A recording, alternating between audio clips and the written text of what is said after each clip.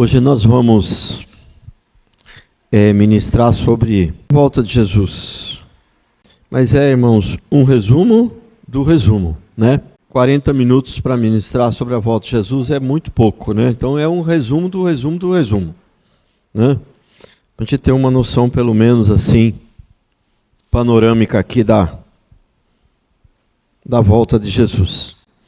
E antes de começar a ministrar, eu queria lembrar uma coisa aos irmãos. Irmãos, tem algumas coisas na vida, na Bíblia, que você não tem muita certeza o que é o certo, né? E esse assunto aqui é um deles, né? Isso aqui é a volta de Jesus, é chamada, o que se chama na teologia de escatologia, né?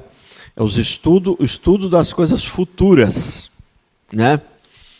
E a impressão que eu tenho, e eu creio que seja isso mesmo, o Senhor, ele faz questão de não esclarecer muito, porque acho que não é da vontade do Senhor que a gente saiba.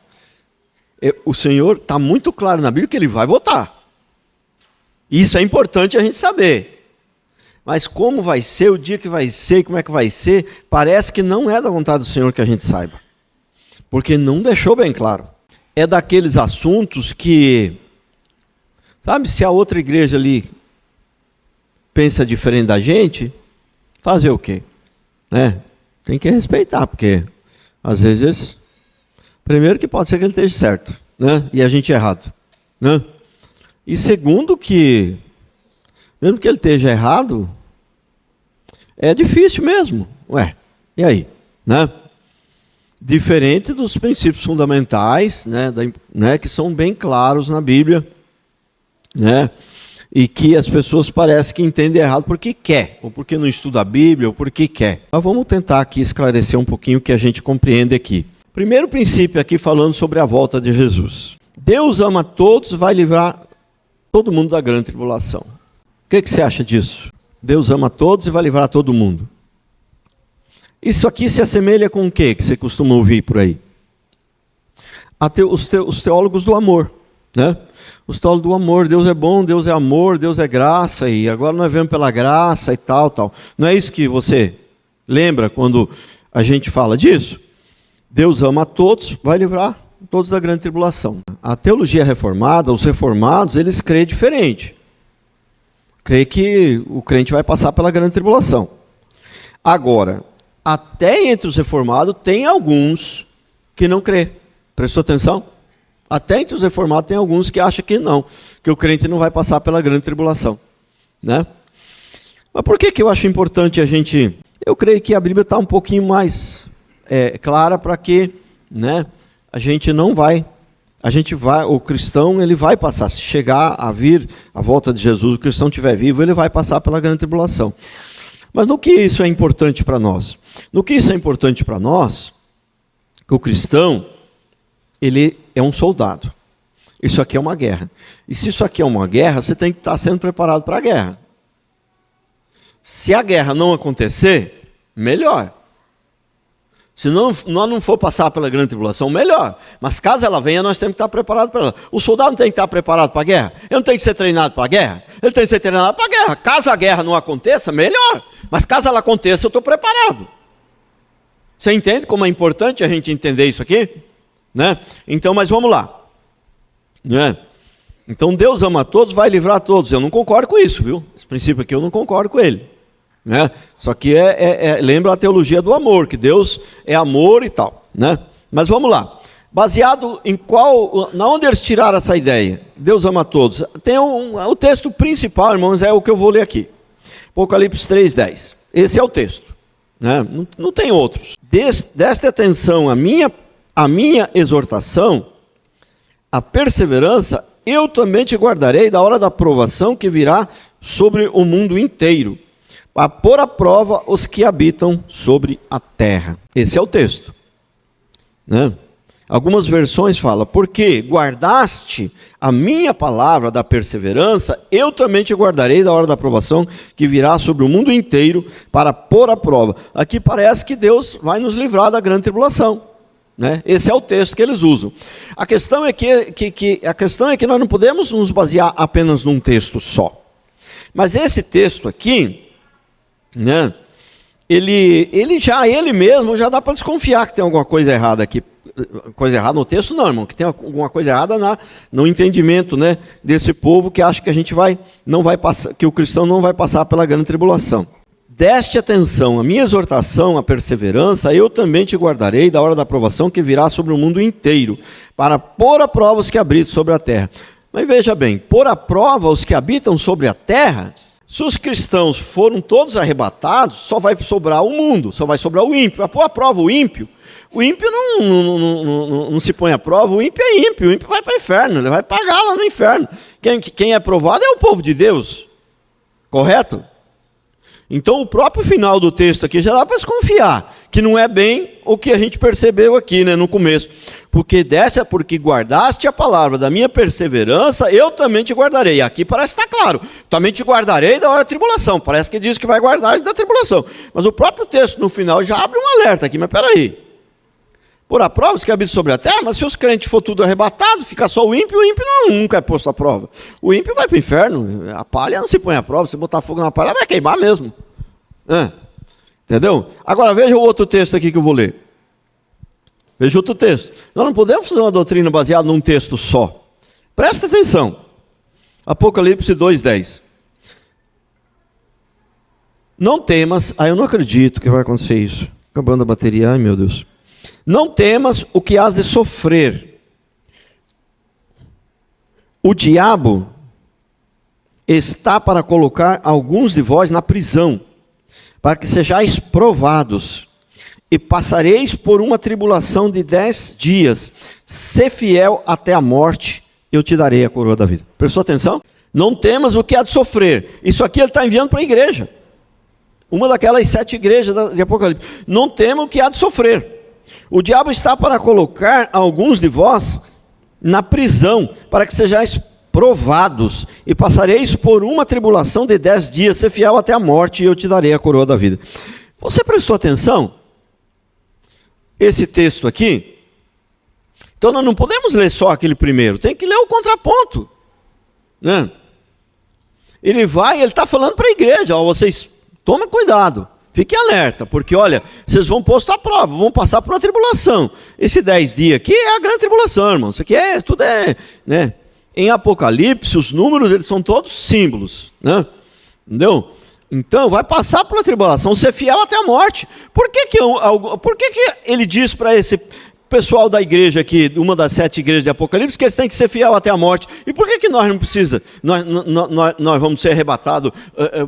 Deus Ele nos ama tanto que essa ideia que Deus ama tanto e que não quer que a gente sofra, entendeu? É uma heresia, não tem, é verdade. Deus não quer que a gente sofra à toa. Deus não tem prazer no sofrimento, mas Deus vai nos colocar no sofrimento porque Ele é necessário, Ele faz parte, né? Ele faz parte. Agora, pergunto eu a vocês, se isso fosse verdade mesmo, que Deus nos ama tanto né, e aí, quando vier a grande tribulação, Ele vai tirar a gente daqui para a gente não sofrer. Ué, vamos falar isso para o apóstolo Paulo, para ver o que ele acha disso. Né? Falar para o Paulo, você é fiel, então olha, a hora que vier a tribulação, quiserem te matar, antes de vir a primeiro açoite, né, eu já vou te arrebatar e você já vai direto. Vamos falar isso para João, para Tiago, que foram... Vamos falar para aqueles... Vamos falar para John Hus, que foi queimado em praça pública. Ó John Hus, Deus é amor, e Ele ama a todos, e olha, quando vier os inimigos querendo te matar e tal, querendo te botar lá na fogueira, nós vamos te livrar. Existe juízo de Deus hoje? Existe?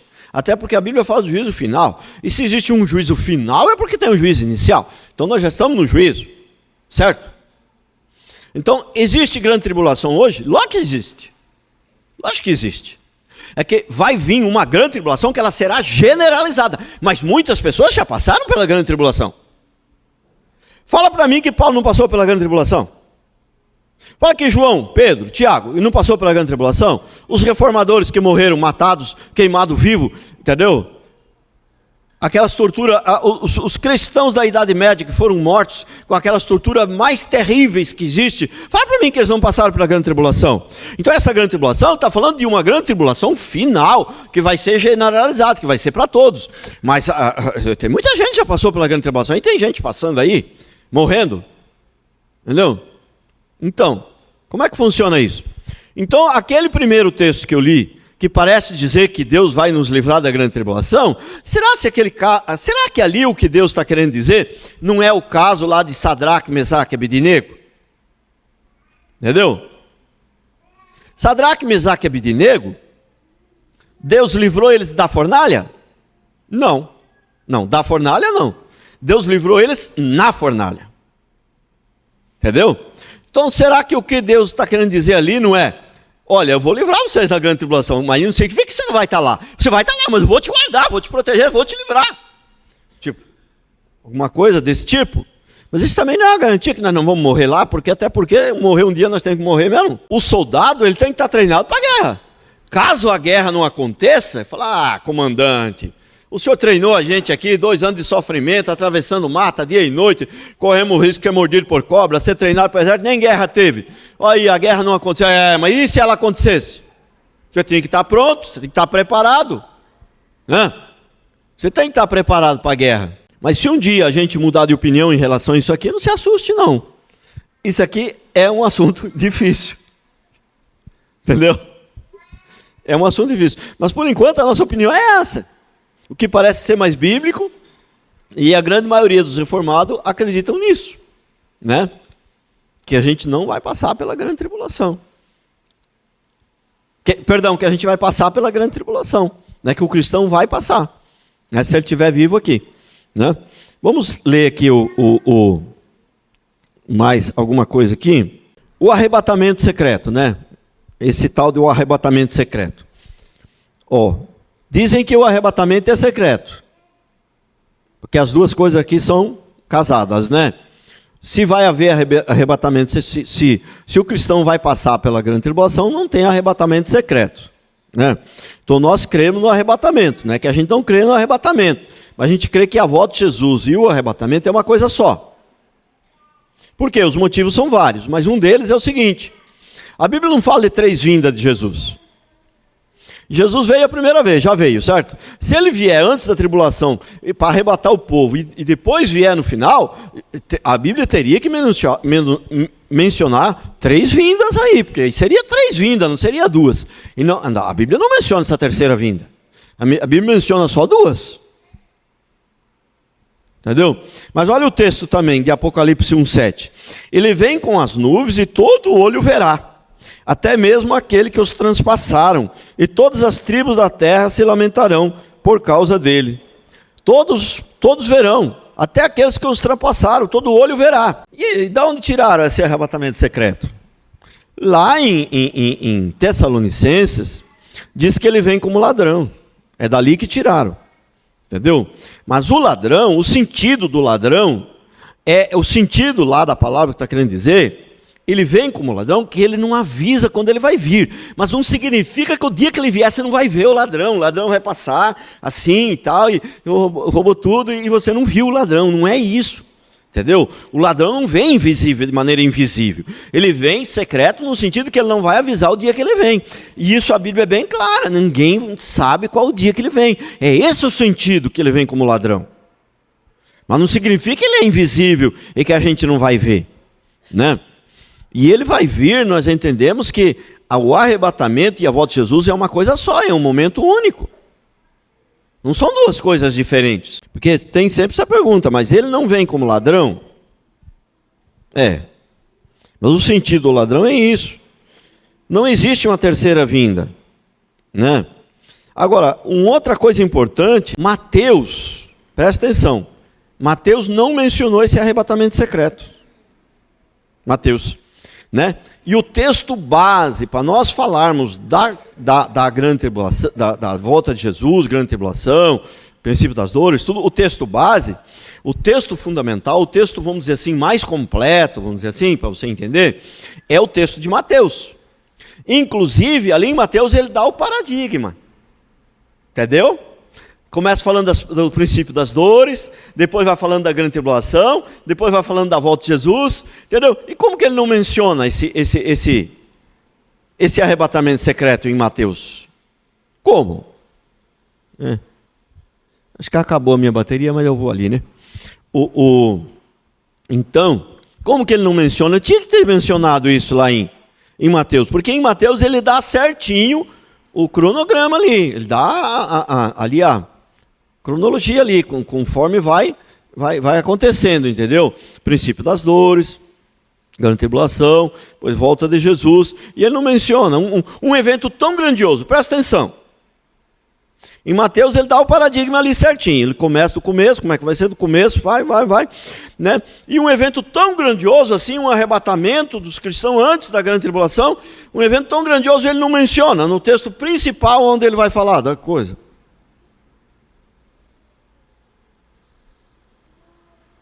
Né? Então a gente esqueceu o texto de Mateus e se basear só no Apocalipse, que é um livro símbolos, né? Tudo ali através de símbolos, alguns até inclusive não são, embora não são todos, né?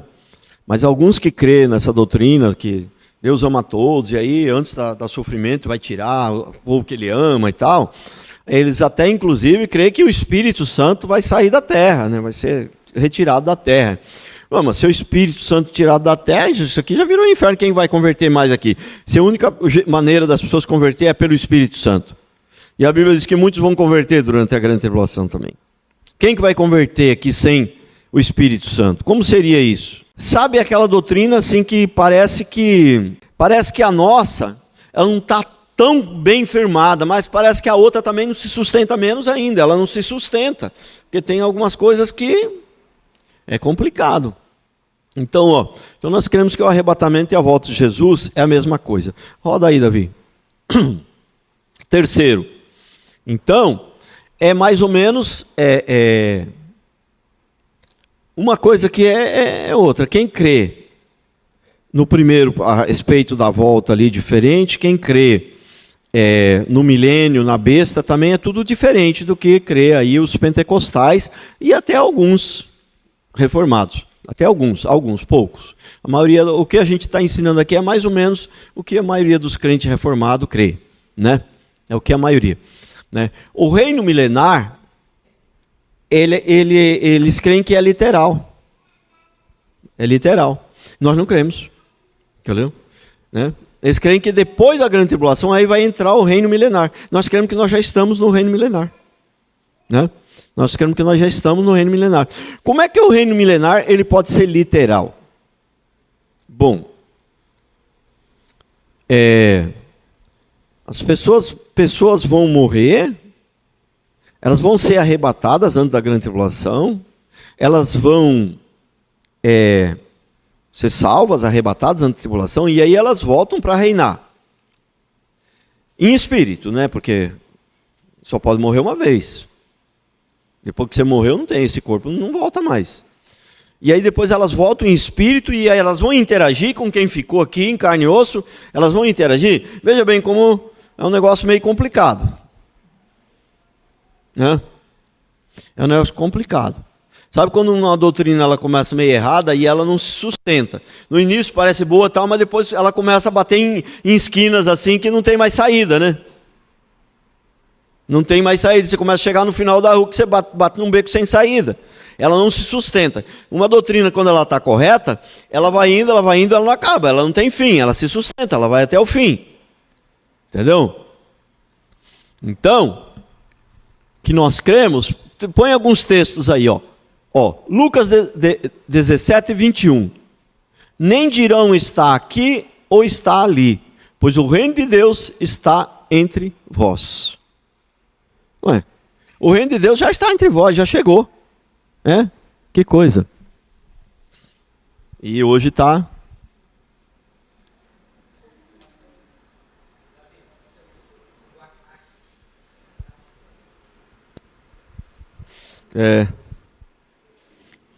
Se eu falar um negócio para vocês não vão acreditar. Glória a Deus. Vocês não vão se acreditar, mas eu sou meio pentecostal. Eu quando Quando eu chego aqui na igreja, eu já sei que vai ter, quando vai ter alguma dificuldade assim, eu já sei. Não é que eu sei, assim, pode cortar a mão. Eu tenho mais ou menos assim uma convicção, entendeu? Né? Aquela coisa assim, Deus falou comigo, falou, então se não for verdade, pode cortar só. Não, entendeu? Não é assim. Mas tem aquela convicção assim, já falei, hoje, até clamei ali no louvor, falei, Deus tem misericórdia de mim. Né? Entendeu? Vai tocando aí. Né? Que é ruim de ministrar assim, sem o tablet, né? Até porque eu não estou muito acostumado, mas antigamente ministrava assim. Mateus 3,2, ó. E dizendo, arrependei-vos, porque o reino do céu chegou. Né? Vai outro texto. Mateus 4,17. Daí em diante, Jesus começou a pregar, dizendo, arrependei-vos, porque o reino do céu chegou. Olha outro texto. Lucas 10,9. Curai os doentes, que nela houver, e dizei-lhe, o reino de Deus está próximo. Né? Mateus 10,7. Indo pregar e dizendo, o reino do céu chegou. Então tem um ali que fala que o reino está próximo.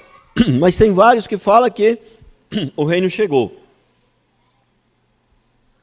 O reino está próximo? Não sei. Só vai estudar com mais calma, mas pode estar se referindo. Pode ser que você morra amanhã, né? Porque aí tem dois aspectos do reino também, né? Mas a princípio, né? O reino, mas lá no Pai Nosso, venha a nós o teu reino e você faça a tua vontade. Lá no Pai Nosso, venha a nós o teu reino. Irmãos, aquilo ali é o início do reino. O reino dos céus já iniciou, né? Mas né, ela vai se cumprindo a cada dia mais e o reino vai se estabelecendo a cada dia mais, mas ele já começou, né? A vontade de Deus já começou a acontecer, Jesus já voltou. Qual é a maior exemplo da vontade de Deus feita aqui na terra? É a volta de Jesus, né? Então quando a gente fala que a vontade de Deus foi feita, não significa que tem alguma coisa que não seja da vontade de Deus, né? Significa que Deus destaca os acontecimentos maiores que revelam a sua vontade. E o maior de todos foi a vinda de Jesus.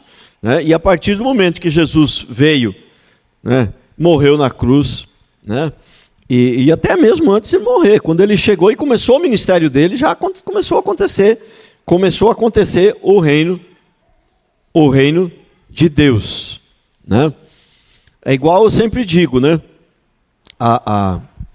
O juízo vai vir uma hora, o juízo final, né? Mas isso não significa que não tenha juízo. Então o reino de Deus ele já começou, o reino de Deus já foi estabelecido na terra.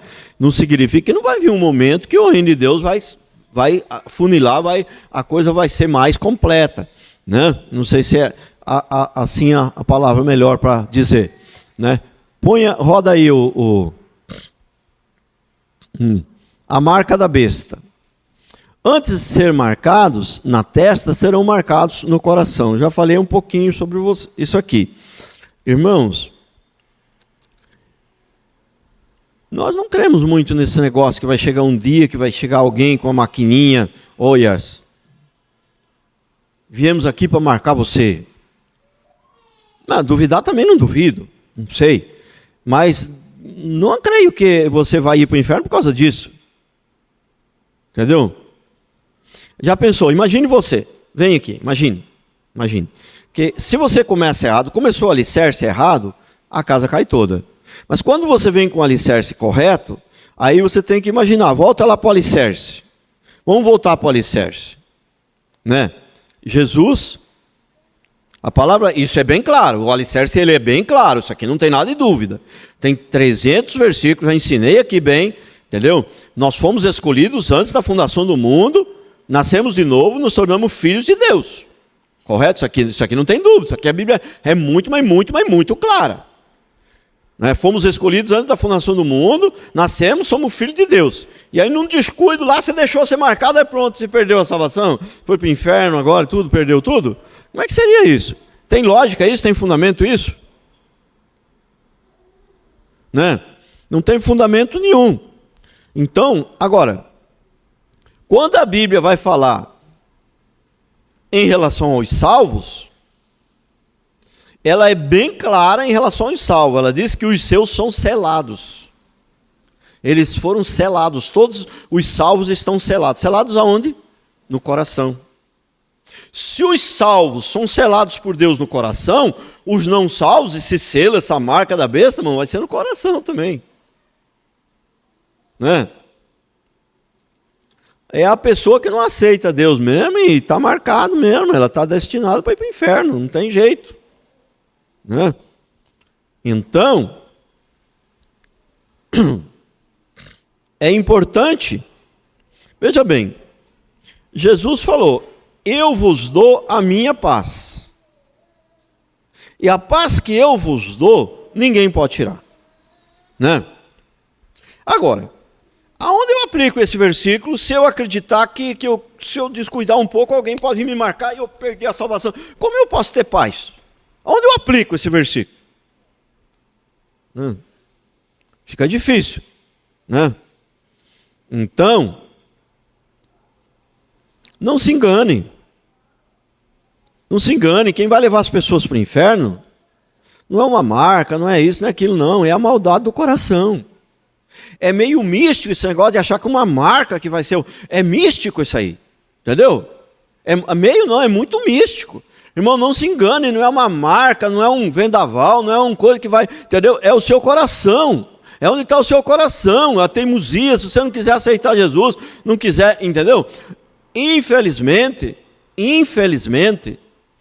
a doutrina que está sendo pregada por aí, na maioria das igrejas, ela está tudo errado. Está tudo errado. E é por isso que você vê a maioria dos crentes por aí, entendeu? Você olha e você fala, não são crente. Vão brincar carnaval. Ah, não, nós só estamos evangelizando lá no carnaval. É? Tá certo, deixa que eu acredito. Né? Eu acredito. Né?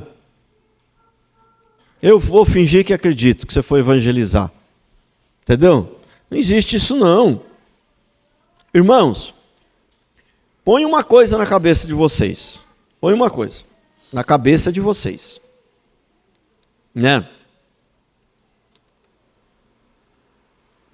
O maior país do mundo, mais próspero do mundo, foi fundado por cristãos, mas cristãos verdadeiros, cristãos calvinistas.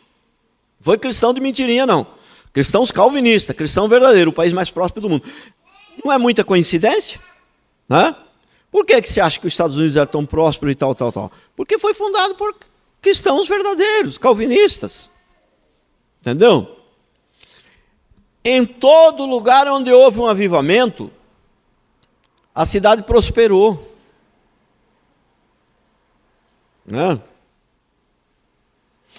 Eu não sei se vocês sabem, mas tem algumas cidades da Europa, tipo alguns países da Europa, cidades não países, Suíça, esses países que são muito ricos lá, ainda é reflexo da reforma protestante.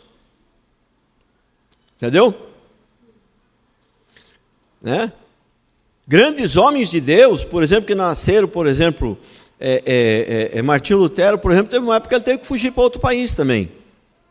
Entendeu? Calvino, se não me engano, também. E um deles foi para a Suíça, foi para um outro país lá, que eu não lembro o nome também. São os mais ricos. Entendeu? Porque lá na Europa, na Reforma Protestante, quando ele era muito perseguido num lugar, ele ia para o outro. Né? E teve alguns países lá que acolhia esses cristãos que vinham de outros países, né? Fugindo da perseguição, acolhia. E esses países são os mais prósperos até hoje. Até hoje. O que eu estou querendo dizer com isso? Qual que é o país que tem mais evangélicos no mundo? Não sei se é o que tem mais, mas se não for o que tem mais, é um dos que tem mais pessoas que se declaram cristãos no mundo. Né? Se não for o que tem mais, é um dos que se declara mais evangélico, é o que tem mais cristãos. Não é nenhum dos, não. É o que tem mais cristãos. Mais pessoas que se declaram cristão. Qual que é o país mais perdido, mais perverso? Qual que é o país do carnaval? Qual que é o país da baderna? Qual que é o país do pecado, da carne fluindo mesmo, com gosto? Qual que é? É o Brasil. Fala a verdade. Tem alguma coisa errada? Todo lugar onde teve bastante cristão, o país mudou a nação, mudou as autoridades, mudou os governantes, mudou tudo. A Constituição, até a Constituição mudou para melhor, né? Veja bem, aonde tem cristãos verdadeiros, a não ser quando é minoria ali, meio encolhido, meio num canto ali, aí você não consegue também atingir tanto. Mas quando é bastante cristão assim, verdadeiro e tal, a nação muda tudo. Muda as leis, muda a Constituição, muda tudo. O que está mudando aqui no Brasil? Cada dia pior. O país do carnaval, tem alguma coisa errada com esses cristãos? Não tem. Quando o sal não salga mais, a Bíblia diz, não serve para nada. Esses cristãos estão salgando mais, isso é um sal que não salga mais. É uma luz que não ilumina mais nada. Estou certo ou estou errado?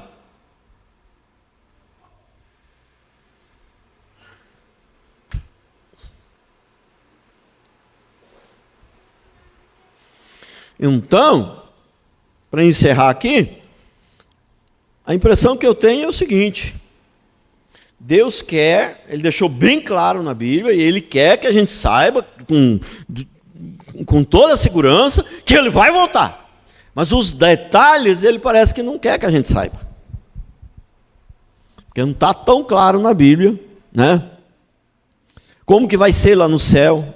Como que vai ser lá no inferno? Como é que vai ser essa volta de Jesus? As coisas futuras parece que não está assim tão claro. O que está claro é que Ele vai voltar, vai vir buscar o seu povo.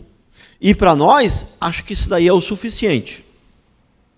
Para falar bem a verdade, esse é até um motivo que eu não prego aqui muito sobre a volta de Jesus. Eu preguei uma série aqui faz tempo, já uns 5, 6 anos. Preguei umas 10 mensagens. Mas eu não prego muito sobre a volta de Jesus, porque não está tão claro, entendeu? E também é importante que a gente sabe que Ele vai voltar e está preparado para isso. Isso que é o importante. Entendeu? Agora, como vai ser tal, nós temos que confiar em Deus. Mas temos que estar preparado. Andar em santidade, né? Amar a Deus sobre todas as coisas. Amar o próximo como a si mesmo. Irmão, não viva uma vida de cristão relaxado, não. Não. Você tem que se posicionar. Nós temos que saber o que nós estamos fazendo, porque sabe por quê?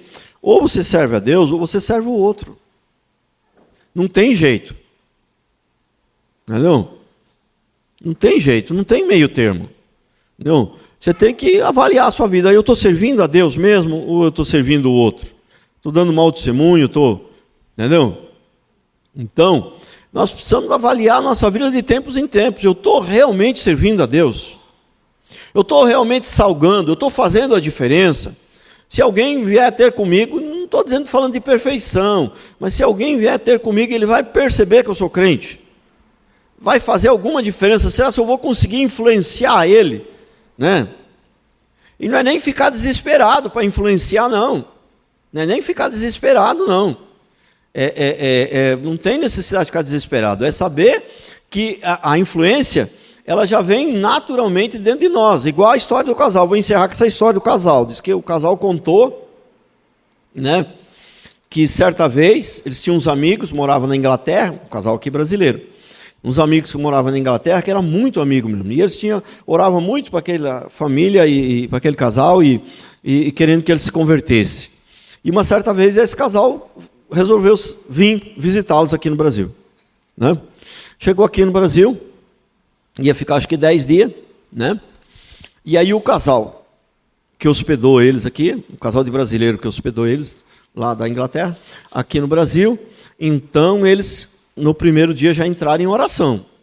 Entraram em oração, Deus nos dá a hora certa para falar de Jesus para eles, porque eles são lá da Inglaterra, eles são ingleses, lá o cristianismo está muito fora, eles são muito truscos, muito, né? Vai falar de Jesus, ele é capaz de ficar ofendido, é capaz de ir embora, entendeu? Aí isso nos dá o momento certo de pregar o evangelho para eles, de falar de Jesus para eles se converter, Senhor, né? E todo dia orando assim. Quando chegou no penúltimo dia, o casal sentou para conversar e falou, mas espera aí, Amanhã eles vão embora e Deus ainda não deu o momento certo para a gente falar de Jesus para eles, mas amanhã eles já vão embora, vamos ter que falar hoje mesmo. Aí fui conversar com eles e falou, conversando com eles, falou, olha, o negócio é o seguinte, queria falar de uma coisa muito importante e tal, que não sei o que lá, que a gente já está orando faz dias para falar. Ele falou, não precisa. Não precisa. A gente já converteu no segundo dia já. A gente já converteu no segundo dia. Aqui vocês só falam de Jesus de manhã, de tarde e de noite. Aqui nós vimos Jesus de manhã, de tarde e de noite. Falei, não, mas nós não falamos ainda. Não, falaram sim, desde o primeiro dia. Entendeu? Você entendeu? Quando você é crente mesmo, você fala com gestos, e as palavras também saem, você nem percebe, e você fala com gestos, com hábitos, com coisas, eles estão vendo ali.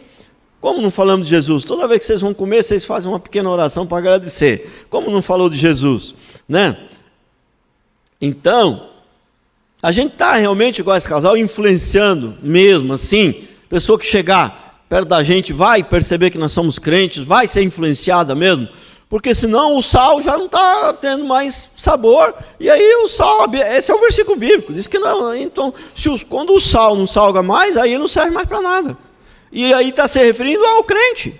O crente é o sal da terra, a Bíblia diz. Quando não estiver salgando mais, quando tiver um monte de crente, 28% se declarando cristão, aí contando com os católicos, aí dá quase 70%. Se declarando cristão, né? E a nação está perdida do jeito que está, em termos de carnalidade, de prostituição, de coisa, o Brasil acho que só perde para a Holanda. Carnaval, os outros lugares até tem carnaval. Em outros países, deixa eu falar uma coisa para você. Você sabia que tem carnaval agora em outros países? Tem. Até uns 15, 20, 30 anos atrás não tinha. Agora tem. Sabe de onde que eles copiaram? Do Brasil. Olha que o Brasil está influenciando, olha os crentes do Brasil. É ao contrário, irmãos, é ao contrário. Vamos ficar de pé.